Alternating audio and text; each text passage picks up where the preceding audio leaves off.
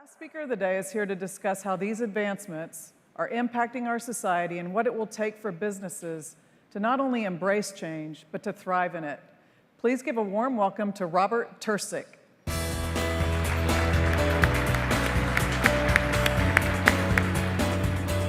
Thank you, Nancy.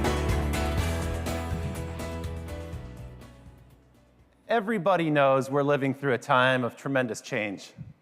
Everybody in this room knows about digital disruption and digital transformation. The question is, what are you going to do about it? What action are you going to take to deal with disruptive change? Now, I've been launching digital services around the world for more than 20 years.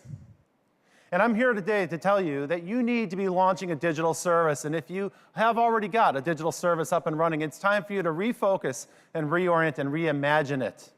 Because what's happening now is software is starting to redefine the way our entire society works. Not just the economy, our entire society. And what's remarkable about this change, this transformation, is it's totally invisible. We hear about the changes. We talk about them. We read about them in the paper. People talk about it on television and the radio.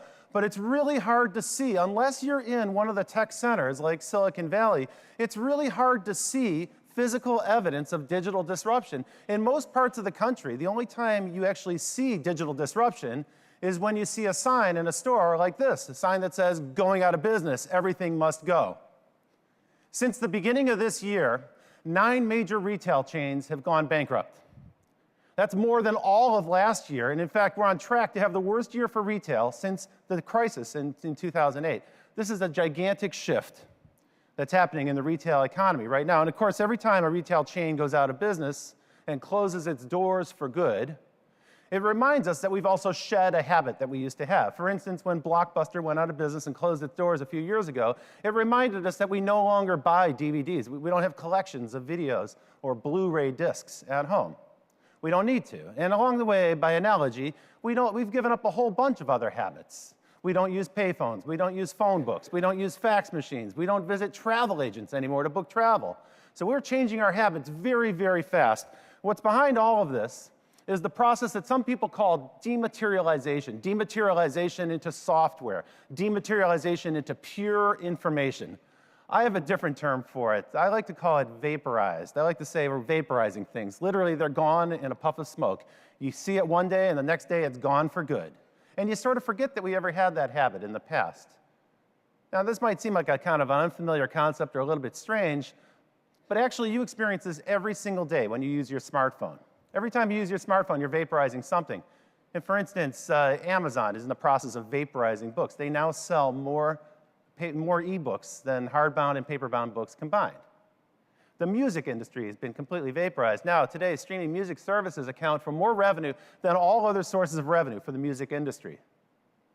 Something similar happened to maps. Remember maps? Remember when you went on a trip 10 years ago? You had to buy a map, right? You'd spend $15 for a very beautifully printed piece of paper. Nice racket if you can do it, but that business is over for good. Rand McNally, Falk Publishing, these companies, who's heard of them recently? Because now your smartphone has a much better, smarter map built into it, and it's free. The game industry has been totally transformed. About 15 years ago, I brought some of the very first mobile games to the United States.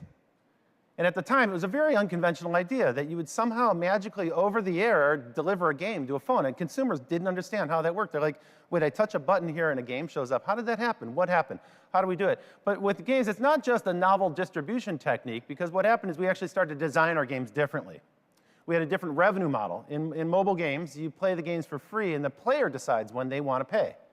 So you monetize usage.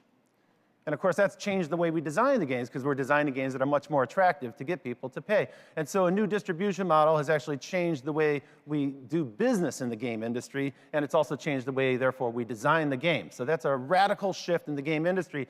Today, mobile games is the #1 source of revenue in the game business, and it's on track to being about 50% of all game revenue by the end of this decade. And something very similar is now happening to the television industry, the $500 billion TV business. My colleagues in the TV industry hate it when I talk about this, but it's really happening. We're vaporizing the TV industry. In the old days, if you wanted to be in the TV industry, you had to put a satellite up in space, or you had to buy a broadcast station with a big tower. Today, you can set up a server and you can launch a streaming video service in a matter of days. Now, more than half of US households subscribe to some form of OTT, video on demand service, over the internet. And it's not just a US phenomenon. This is happening around the world. Thousands of VOD services are being set up around the world to deliver video to people. So we're actually vaporizing the TV industry. So when I talk about vaporized, what I mean is we're actually replacing physical stuff, familiar physical objects. We're replacing them with pure software. And it's not limited to media or maps or music.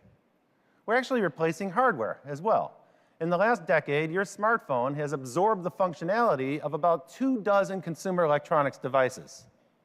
And the companies that manufactured those electronics, GPS units, MP3 players, DVD players, and so on, the companies that manufactured that, they've experienced double-digit decreases in the sales of those products in the last 10 years. So there's real consequences to this process of vaporization. Now, my belief is that this trend is the biggest trend in the whole economy, and it's going to pervade and permeate every single industry. I believe that everything that can be vaporized will be. Everything that can be replaced with software will be. Whether you choose to do it or not, it's going to happen in your own industry. Now, I didn't say everything's going to be vaporized. Of course, we still need shoes and clothes and food and houses and so forth, but the way we get those things is changing. Let me show you what I mean. I believe that retail is in the process of being vaporized, the retail industry. A big shift is underway right now. You've probably experienced some of this yourself. You've noticed, perhaps, when you go to a store, those old displays they used to have on the wall and the screens have now become all interactive, and gradually those interactive digital displays are being replaced by robots that can help you in the language of your choice. This is the Pepper robot from SoftBank that's being deployed in US retailers right now.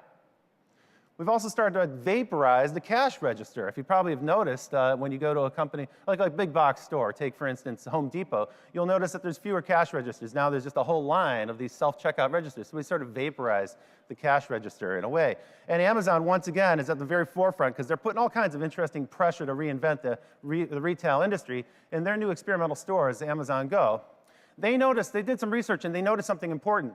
Consumers don't like going to stores, and the number one reason they don't like to go to the store is they don't like waiting in line. They don't like to wait behind other people who are checking out. So Amazon said, let's get rid of the checkout process altogether. And now at the Amazon Go store, you simply walk into the store, it recognizes you, and then you just walk out. You literally just walk out. It charges you automatically. In fact, that's how they're marketing it. Just walk out. So they're putting even more pressure on other retailers to reinvent themselves. But once you vaporize the cash register, you're no longer bound to a physical store. And so services like Square turn every smartphone into effectively a merchant. Anybody with a smartphone can be a merchant any place on earth. So you can do this at a flea market, or a person who's driving you around can use Square to charge you for it. So it puts the cash register right inside of the phone. But the best example of this, the best example of retail transformation, in my view, is this example. It comes from South Korea. What you're looking at is not a store. It's not a retail shop. This is a subway station in Seoul, Korea.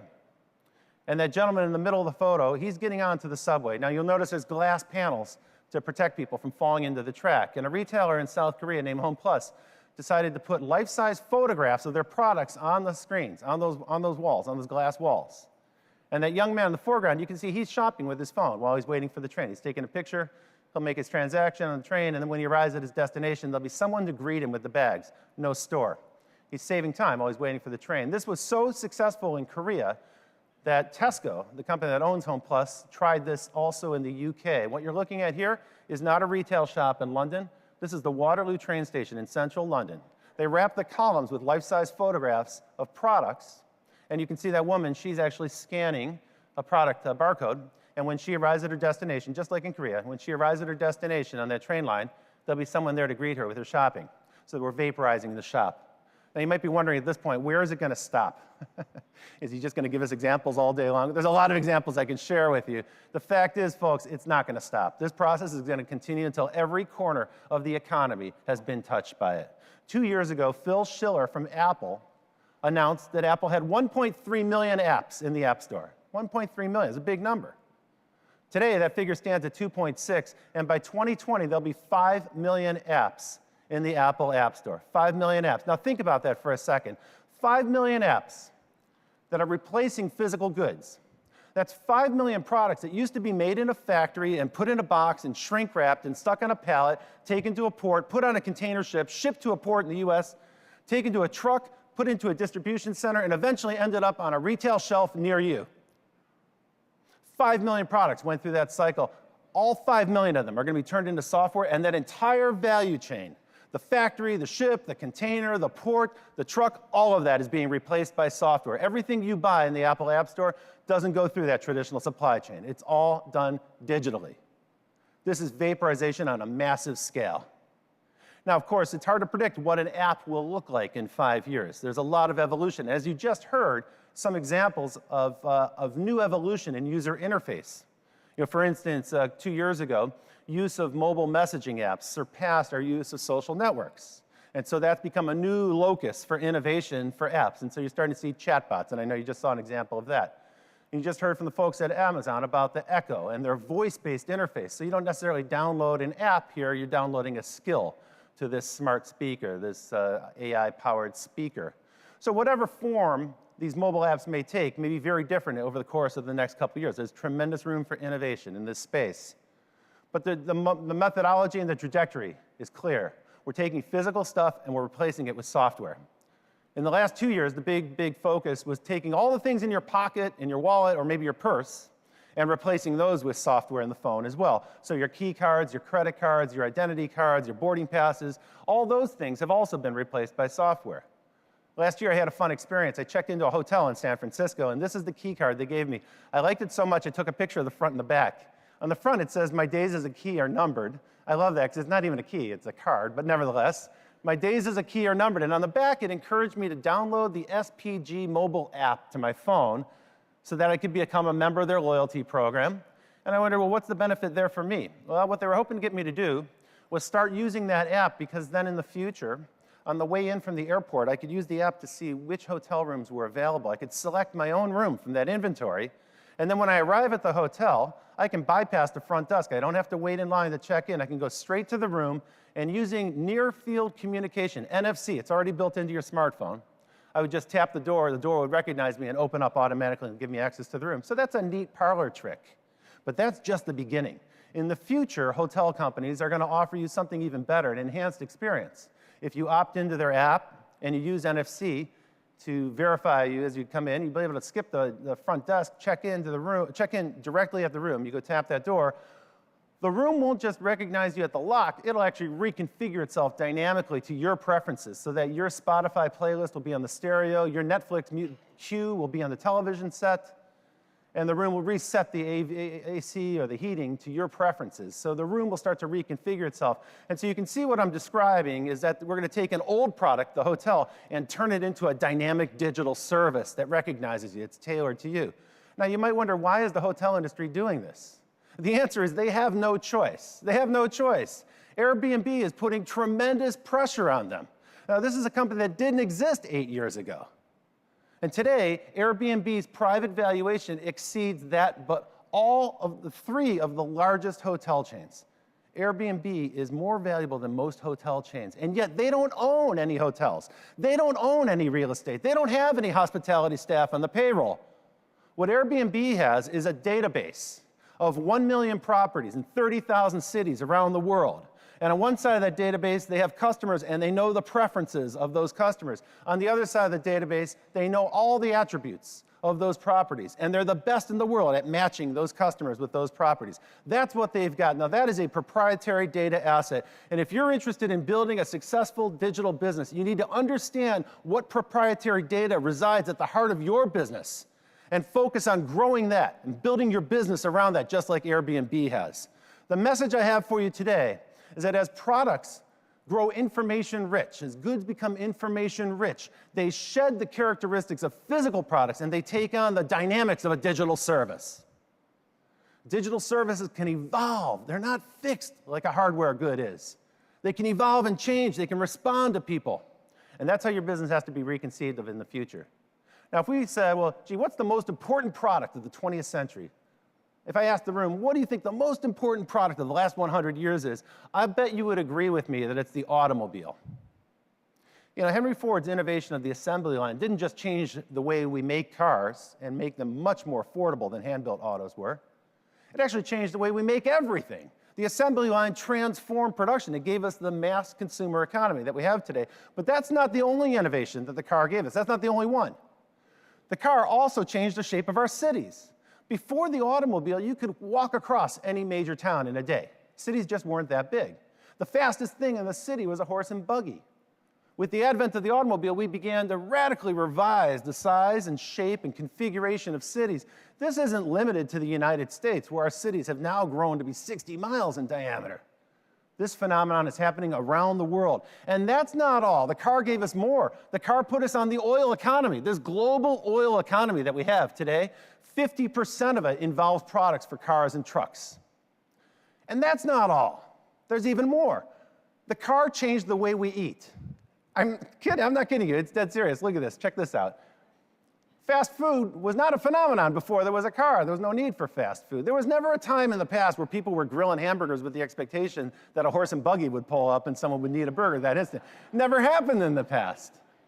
So cars have actually changed the way we eat. Now, the interesting thing about the automobile is that for generations now, for at least 4 generations, we've been conditioned to believe, particularly in the United States, we've been growing up with the belief that when you're an adult, you buy a car because a car equates to freedom, liberty, the ability to make your own decisions, the ability to govern your own life and go for it.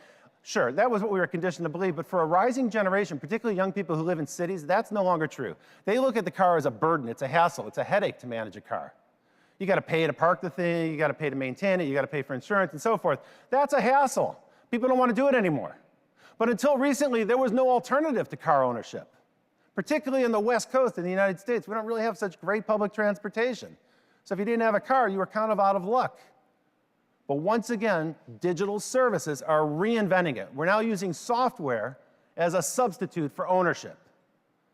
Kind of crazy idea, but again, remember, there's a great example you're all familiar with, Uber.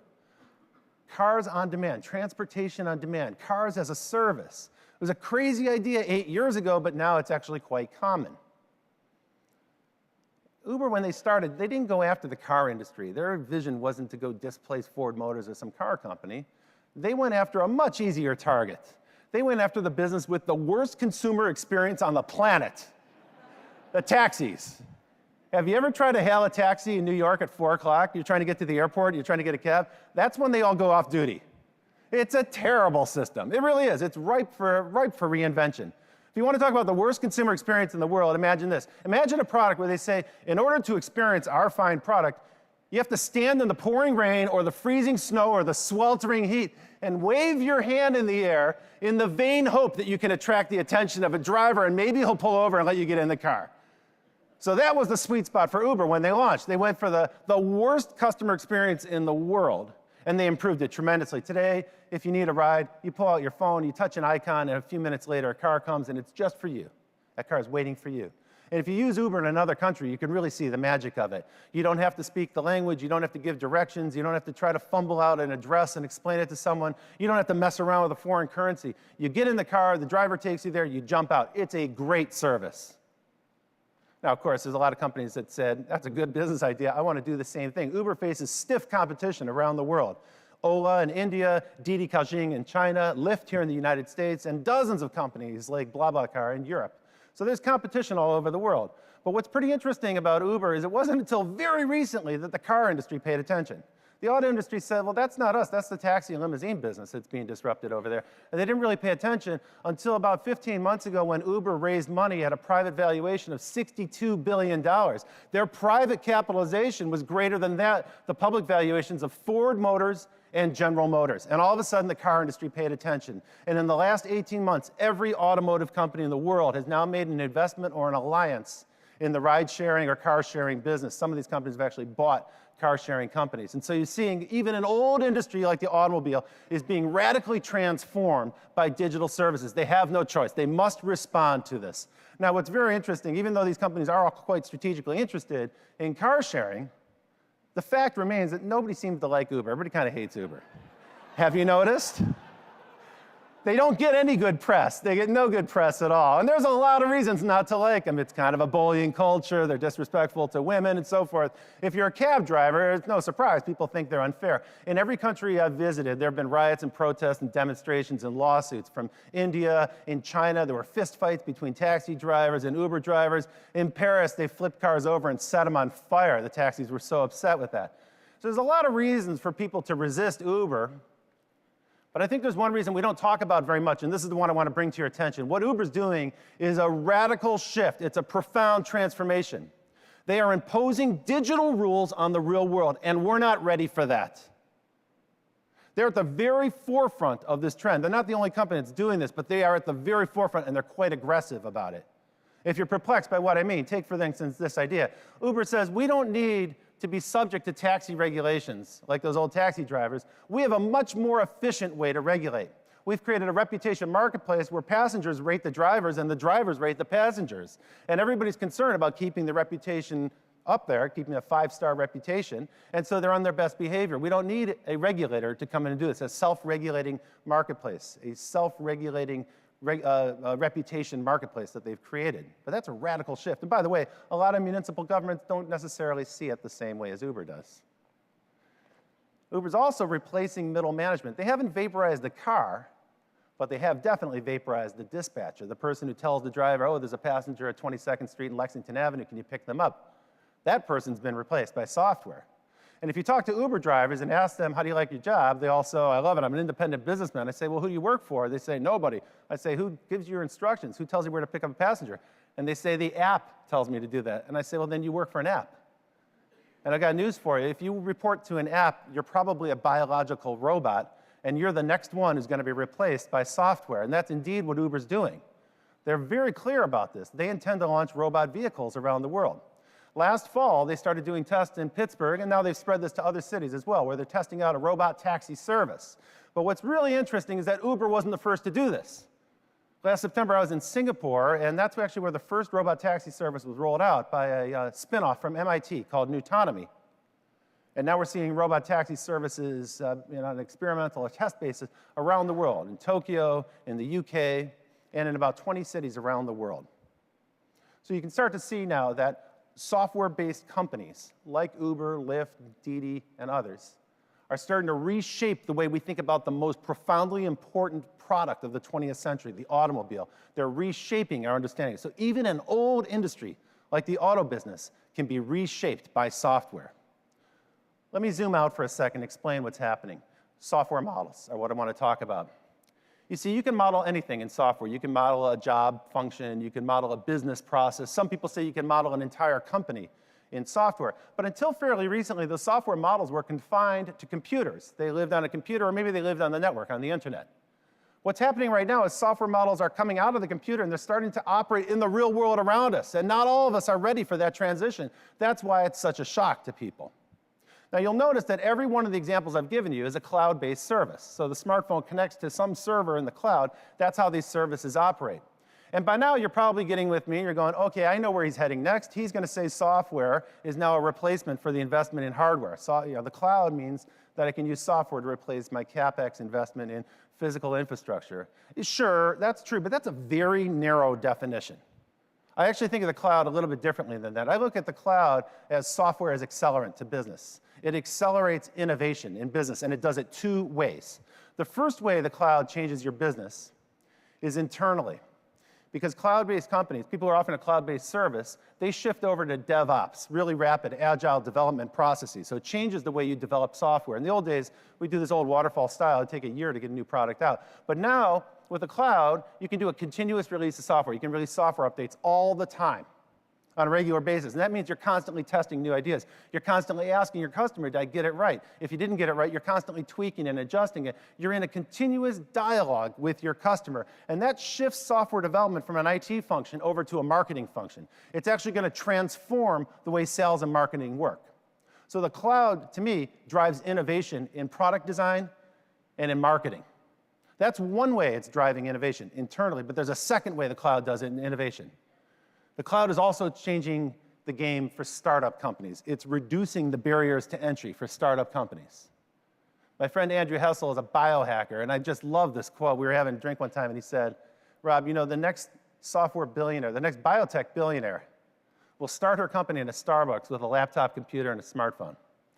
She won't have to build a facility. She won't have to invest in a lab. All of that will be a cloud-based service. And in fact, in many cases, that's already true for the biotech industry.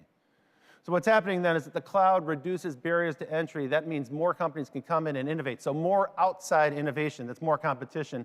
And then also the cloud speeds up your internal decision-making and your internal development process. And so cloud drives innovation in two ways. And you can see then by all these examples that the information economy is really starting to transform the way the world works and what we expect about the world. And that's not all. It's also changing your customer. I can stand here today and make bold predictions about your business without knowing anything about the business you're in, because this is what I know.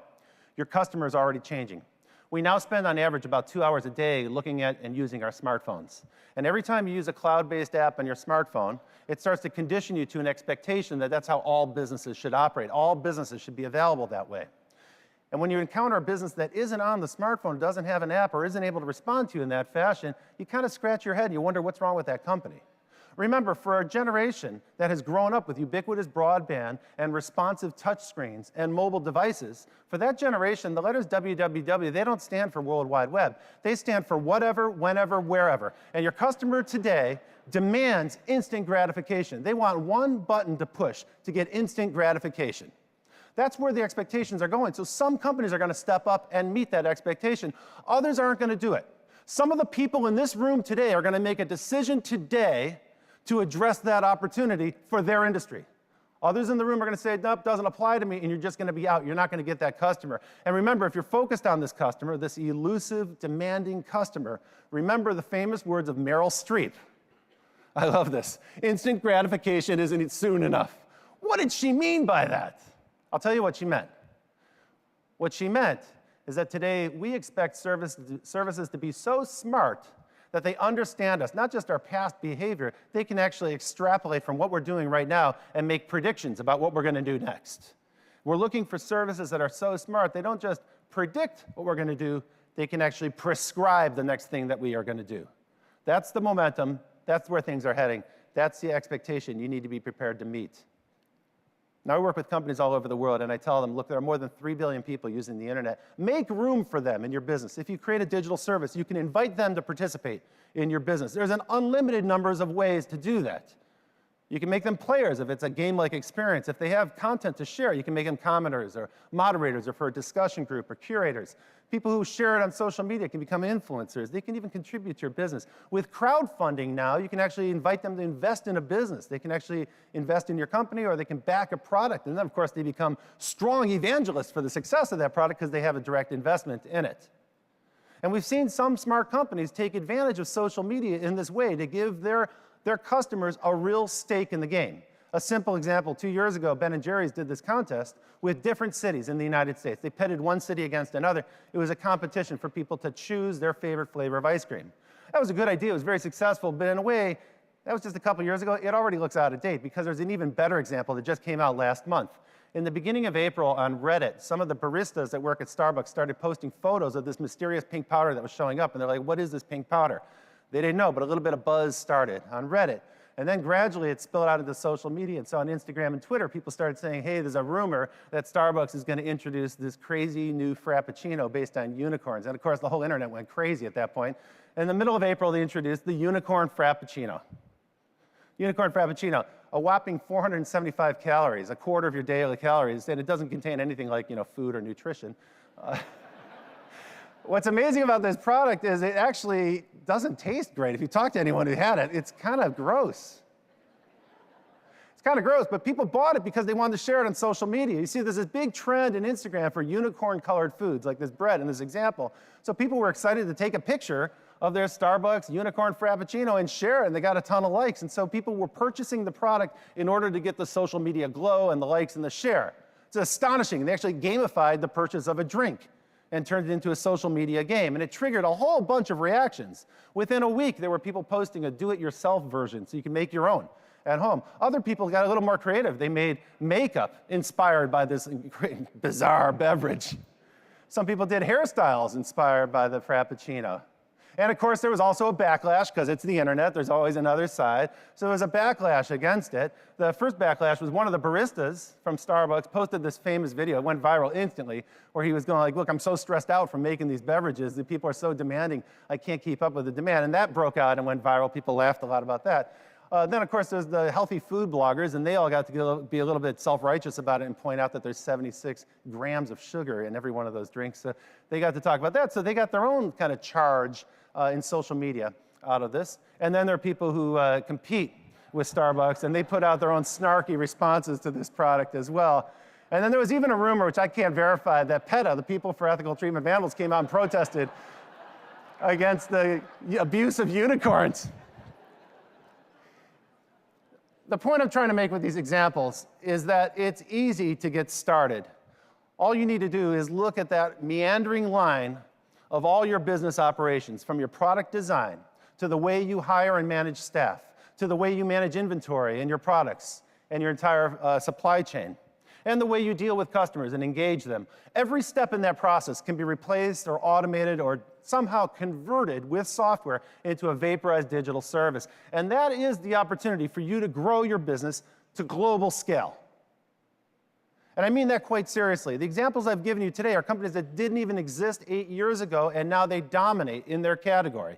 And they've done it in less than a decade. Global scale is attainable for every company in this room. You just have to start out by saying to yourself, if I started my company all over again today, how would I do it differently? And almost certainly, you would focus on information. Where is the information embedded in your product, in your process? Maybe it's embedded in your employees' heads.